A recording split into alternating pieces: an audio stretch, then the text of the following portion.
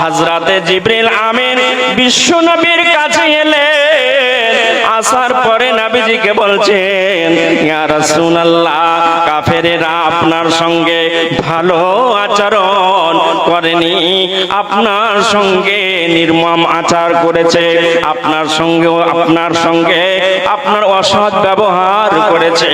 আপনি যদি চান, আপনি যদি বলেন দুদিকের পাহাড়কে নিয়ে এদেরকে তছনছ করে দেব, এদেরকে ধ্বংস করে দেব, এদেরকে আটা বানিয়ে দেব, আপনি যদি চান। নবীজি বলছেন, আমার আল্লাহ তো আমাকে টাইটেল দিয়ে পাঠিয়েছেন, ওয়ামা আরসালনাকা ইল্লা রাহমাতাল লিল আলামিন। নবী হে, আপনাকে আমি সারা বিশ্বের মানুষের জন্য রহমত স্বরূপ পাঠালাম। ইহুদি আসবে, জৈন আসবে, খ্রিস্টান আসবে, বৌদ্ধ আসবে, অগ্নি পূজক আসবে, যে শ্রেণীর মানুষ আসবে আপনার কাছে ভালো ব্যবহার পাবে। সারা পৃথিবীর মানবের জন্য রহমত হিসাবে আপনাকে প্রেরণ করলাম। অতএব জিবরিল আমিন, আমি এদেরকে ক্ষমা করে দিলাম। এরা চিনতে পারেনি, এরা চিনতে পারেনি। এরা যদি না চিনতে পেরেছে, তার সন্তানেরা একদিন চিনবে, সে তারা আমার ওপরে ঈমান আনবে, তারা আমার ওপরে ঈমান আনবে, তারা কোরআন পড়বে। এরা যদি ধ্বংস হয়ে যায়, বরবাদ হয়ে যায়, এরা যদি মরে যায়, তাদেরকে আমি দাওয়াতের কথা বলবো। অতএব জিবরিল আমিন, আমি এদেরকে মাফ করে দিলাম, ক্ষমা করে দিলাম। জি, আল্লাহর নবী বলছেন, আমি এদেরকে ক্ষমা করে দিলাম, মাফ করে দিলাম। ঈমানটা কত দামি সম্পদ! ঈমানের দাবি যদি, ঈমান যদি না থাকে, তাহলে জান্নাতে যাওয়া সম্ভব হবে না। ঈমান নামে ব্যালেন্স যদি না থাকে, সোনা চাঁদি ব্যাংক বা সোনা চাঁদিকে বক্সে ভরে রাখেন, সুরক্ষিত রাখেন, টাকা পয়সাকে ব্যাংকে আপনি জমা রাখেন, কেন? টাকা যেন না চুরি হয়ে যায়, সোনা যেন না চুরি হয়ে যায়, এর জন্য সুরক্ষিত জায়গায় সংরক্ষণ করে রাখেন। ঈমান আপনার একটা দামি সম্পদ। আপনার ঈমান যেন লুটে না যায়, ঈমান যেন ধ্বংস না হয়ে যায়। ঈমান লুটার কলকারখানা সারা পৃথিবীতে বিছানো আছে। মাছকে যেমন আপনি বেছে বেছে খান, অতএব ঈমানকে যদি বাঁচিয়ে রাখতে হয়, পৃথিবীতে যখন চলবে, আপনাকে সাবধানতা অবলম্বন করে করে চলতে হবে।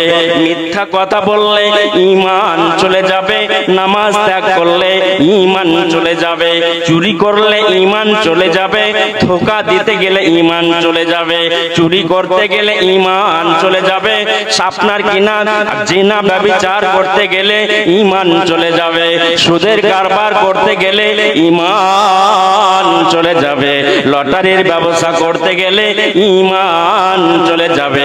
ঈমানকে লুটার কলকারখানা পৃথিবীতে অনেক অনেক অনেক আছে। অতএব ঈমানকে বাঁচিয়ে নাও, না হলে পরকালে নাজাত পাওয়া যাবে না।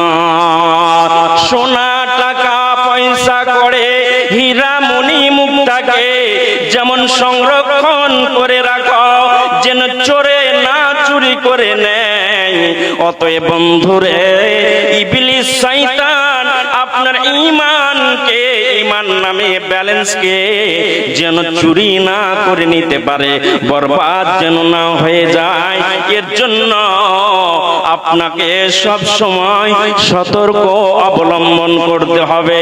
আমার আল্লাহ বলছেন, মাতা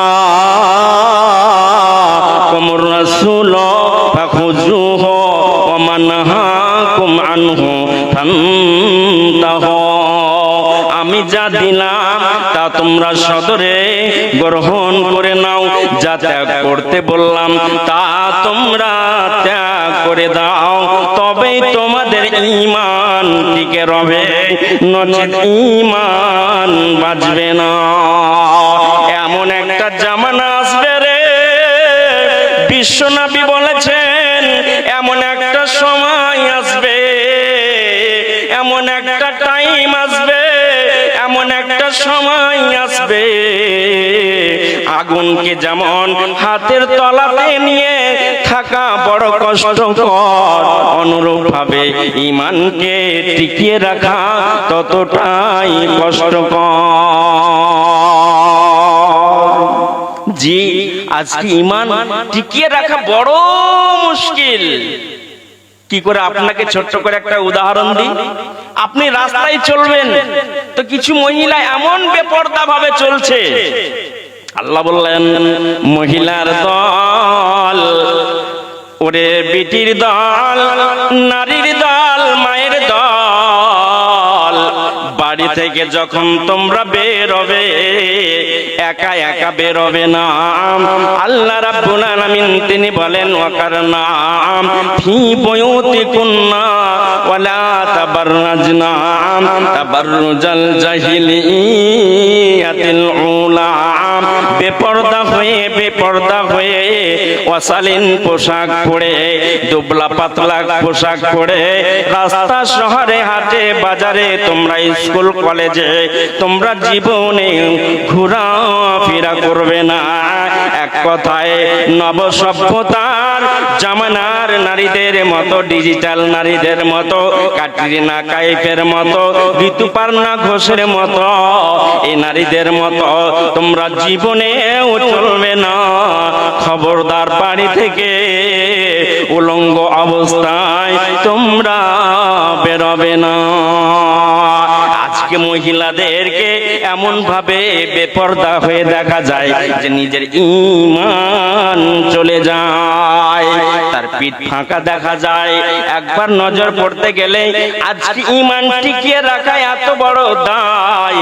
আমার জীবন ব্যবস্থাটা এমন হয়ে গেছে, ঈমান টিকিয়ে রাখা এমন কষ্টকর হয়ে গেছে যে নারীদেরকে দেখতে গেলে আমার ঈমান বরবাদ হয়ে যায়। হাজার হাজার নারী বেহায়া হয়ে তারা স্টেশনে, বাজারে, হাটে ঘাটে, এখানে সেখানে ঘুরে বেড়াচ্ছে। আপনার ঈমান বাঁচানো বড় দুষ্কর হয়ে যাচ্ছে, বড় কঠিন হয়ে যাচ্ছে। তাই কবি বলছে ঈমানের দাবি যদি কুরবানি হয়, ঈমানের দাবি যদি কুরবানি হয়, সে দাবি পুরাতে সদা তৈরি রাখো ওগো দয়াময় আমায়, ওগো দয়াময় আমায়। ঈমানের দাবি তো মুছে থাকা নয়, ঈমানের দাবি তো মুছে থাকা নয়, ঈমানের দাবি হলো কিছু বিনিময় গো, কিছু বিনিময়।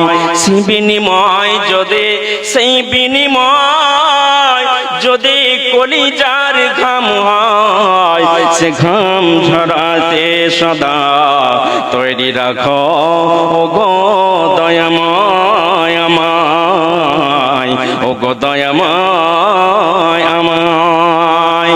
ঈমানের দাবি যদি কুরবানি হয়, ঈমানের দাবি যদি কুরবানি হয়, সে দাবি পুরাতে সদা তৈরি রাখো ওগো দয়াময় আমায়। আর একটা উদাহরণ দিই আপনাদেরকে, কি করে আমরা নিজের ঈমানকে বিক্রি করছি। আজকে কি করে আমার ঈমানকে বিক্রি করছি, ছোট্ট করে দুটা, একটা দুনিয়াবি উদাহরণ দিব আর একটা কোরআন থেকে উদাহরণ দিব। কি দুনিয়াবি উদাহরণ? আজ আমরা এক কাপ চায়ের বিনিময়ে নিজের ঈমানকে বিক্রি করে দিই। ভোট নেওয়ার জন্য মেম্বার আসে, প্রধান আসে, এমএলএ আসে, এমপি আসে, আমাকে এক কাপ চা দিল, আমার ঈমানটা আমি বিক্রি করে দিলাম। 500 টাকা নোট দিল, আমার নিজের ঈমানটাকে বিক্রি করে দিলাম। একটা পোল্ট্রি মুরগি দিল, নিজের ঈমানটাকে বিক্রি করে দিলাম। আমি দেখলাম না যে ক্যান্ডিডেটটা চোর না ডাকাত না বেঈমান না চিটিং না আপনার লাফাঙ্গা না সুদখোর না আপনার কেমন, এটা আমি দেখলাম না। আমি 500 টাকা পেলাম বলে একজন সুদখোর নেতাকে আমি কি করলাম, ভোটটা আমি দিয়ে দিলাম। কিন্তু ঈমানের দাবি হচ্ছে প্রকৃত নেতা আপনাকে যদি বাঁচতে হয় তাহলে ঈমানদার নেতা বাঁচতে হবে, তাহলে আপনার ঈমান টিকে থাকবে, ঈমান বাঁচবে। আর যদি ভেজালযুক্ত যদি নেতা নির্বাচন করতে যান আপনার টাকার বিনিময়ে, পোল্ট্রি মুরগির বিনিময়ে, তাহলে আপনার ঈমান রসার তলে চলে গেল, ঈমান আপনার লাটে চলে গেল। আর একটি কথা আপনাদেরকে বলি, পঞ্চায়েতের মেম্বারের সঙ্গে আর আপনার এমএলএ এর সঙ্গে আর এমপির সঙ্গে যখন পদযাত্রা হয়, যখন মিছিল হয়, তখন আমরা বন্দে মাতরম বলি, বলি না বলি না জি? আপনারা বলেন আপনাদের এলাকায় বন্দে মাতরম বলে? একটু কথা বলেন, বুঝতে পারেন না আমার কথা? বলে না বলে না? জি বলে, বন্দে মাতরম। বন্দে মাতরম মানে, বন্দে মাতরম মানে আমি মাতৃভূমির বন্দনা করি। বন্দনা চলবে কার আপনি বলুন তো? পৃথিবীর বুকে মা বাবার জমিন আকাশ পাথর পূজা কবর পূজা পৃথিবীর কারো বন্দনা করা যাবে না। আমার আল্লাহ বলছেন বন্দনা যার চলবে তিনি হলেন আল্লাহ। আমার আল্লাহ বলেন ওয়াকাজা রব্বুকা আল্লা তা'বুদু ইল্লা ইয়্যা ওয়া বিল ওয়ালিদাইনি ইহসানা। বন্দনা পৃথিবীতে কারো চলবে না, কারো চলবে না। বন্দনা যার চলবে তিনি হলেন আল্লাহ। কবরের বন্দনা করা যাবে না, মাটির বন্দনা করা যাবে না, পাথরের বন্দনা করা যাবে না, গাছের বন্দনা করা যাবে না। পূজা যার করতে হবে আমার আল্লাহ বলেন তোমরা বন্দনা যার করবে তিনি হলেন আল্লাহ। অতএব মুসলমান যে প্রকৃত ঈমানদার হবে রে, সে কোনদিন বন্দে মাতরমের স্লোগান জীবনেও দিতে পারে না। জি, হযরতে উমর রাদিয়াল্লাহু তাআলা আনহুকে খুব টাকি মানুষ ছিলেন।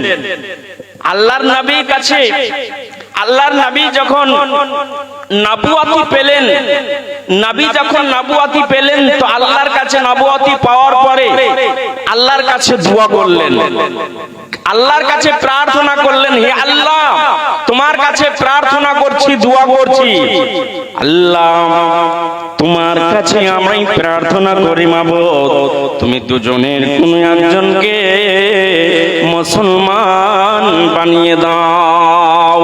উমারকে অথবা আবু জাহেল দুজনের কোনো একজনকে মুসলমান বানিয়ে দাও।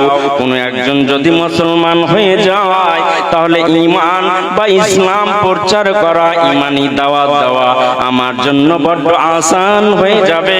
অতএব হে আল্লাহ তোমার কাছে প্রার্থনা রাখলাম দুজনের মধ্যে কোনো একজনকে মুসলমান বানিয়ে দাও। আল্লাহ রাব্বুল আলামিন উমারের ব্যাপারটা কবুল করলেন। তার মানে হযরত উমর রাদিয়াল্লাহু তাআলা আনহু নবীজির দরবারে এসে ইসলাম কবুল করলেন। নবীজিকে বললেন ইয়া রাসূলুল্লাহ রাসূলুল্লাহ, আপনি আমাকে ঈমানে দাওয়াত দিয়ে আপনি ইসলাম গ্রহণ করিয়ে দেন, আমি ইসলাম কবুল করতে চাই, আপনি আমাকে ইসলাম কবুল করিয়ে দেন।